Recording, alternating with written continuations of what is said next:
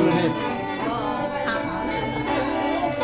ก็ไอ้ข้าวมันดังมันต้องทำไรต้องไหนเจ็บตายอย่าเจ็บไปแล้ว